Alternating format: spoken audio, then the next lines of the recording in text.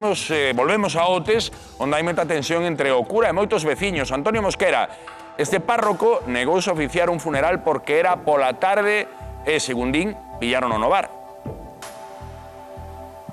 Que tal, compañeiros? Si, iso foi o que lle pasou aquí a Moncho, que cando quixeron soterrar a ese familiar, o cura dixolles que pola tarde non oficiaba ese enterro e logo atoparono nun bar tomando un café xusto a esa hora. Agora tamén estamos con Rosa, que Rosa tamén viviu varias experiencias con eles, non, verdade? Porque incluso desde hai anos xa, non? Desde que veu para aquí, desde fai 7 anos que estamos con este problema. A min, comigo xa ten unha tirria que non é normal. O primeiro problema que tuve foi con Santa Rita, ca festa de Santa Rita. Unha imaxe que ti compraras e doaras á parroquia. Sí. E a xente a partir de aí empezou a dar cartos a esa imaxe, non? Nós pedíamos por toda a parroquia para facerlle a festa. E resulta que, bueno, houve un donativo grande, ele enterouse e dixo que os cartos que eran para ele. Podemos dicir, foi unha doazón dunha muller que se ofreceu de 500 euros. Era unha doazón para a festa, non? Sí, sí. E este home, o padre, decatouse desta doazón e que che dixo? Dixo que os cartos que eran del. E dixenlle que non, que a señora que mos dera para mí, para mí non, que as deran para a festa, para a verbena. Foi a xunto dela, dixolle igual.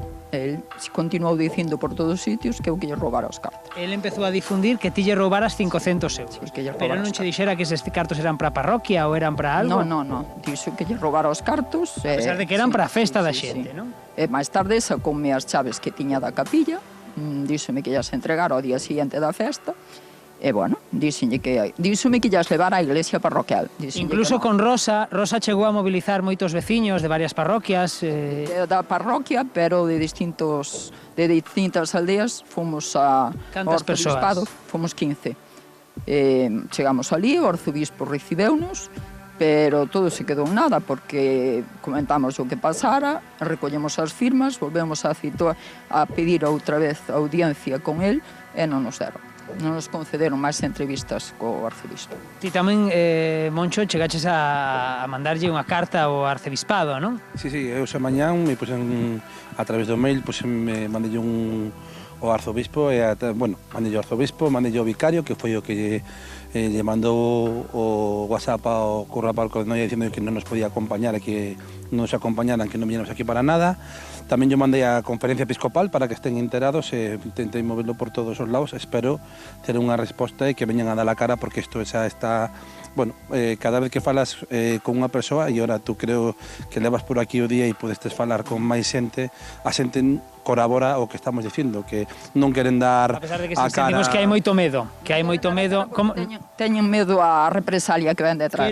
Quero que me contes que tamén algo moi curioso, o tema de que os domingos este home non oficia misa, ou como é a cousa? Un domingo cada mes. E o resto de domingos? Veñen unhas señoras e din a palabra de Dios. Veñen unhas señoras que entendo que non son da igrexa. Da iglesia, non. Son unhas veciñas señoras como a min. Que, bueno, algunha ten estudios e outra ten uns estudios máis ou menos. Estamos dicindo que hai moitos domingos ao mes que este padre non oficia el a misa e manda unha xente coñecida del, que non é xente laica, e oficia eses servizos, esas misas. Sí. Dan a comunión que deixa el consagrada. Me estou curioso cando menos, eu nunca o vira, a verdade. Bueno, pois aquí é así, en todas as parroquias que leva eles. Antes de finalizar, se tendes algunha pregunta, compañeiros, Moncho, escoitavos, a ti o que máis che incomodou foi esa actitude tan chula e que cando ti lle comunicaches que había un familiar que falecera, que che pediu cartos xa de entrada, non? Sí, que non me dixo nin boas tardes. O primeiro que me dixo foi debesme 76 euros, que eu non sabía de que. Pero pedín explicación se tiña algún recibo de volta ou algunha historia, non me aclarou nada aínda a día de hoxe. Intentei mediar por activa e por pasiva a hora que quería, ás 3:30, díxome que estaba moi ocupado, e despois o que comentábamos antes, estaba tomando café en Noia. Logo pindelle que por favor me deixara levar a un cura amigo, tamén se negou, porque aquí solo se enterra como di ele quen quere ele, entonces que me mandaba un laico. Xa.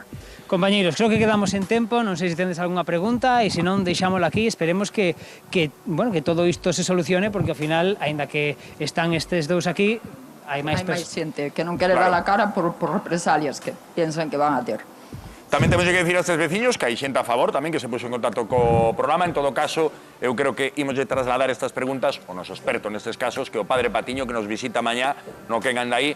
Entón, seguro que el, que é conciliador, atopa algunha resposta, algunha solución para que se poida levar estes fregueses. Ben, para que se pode levar ben, perdoade.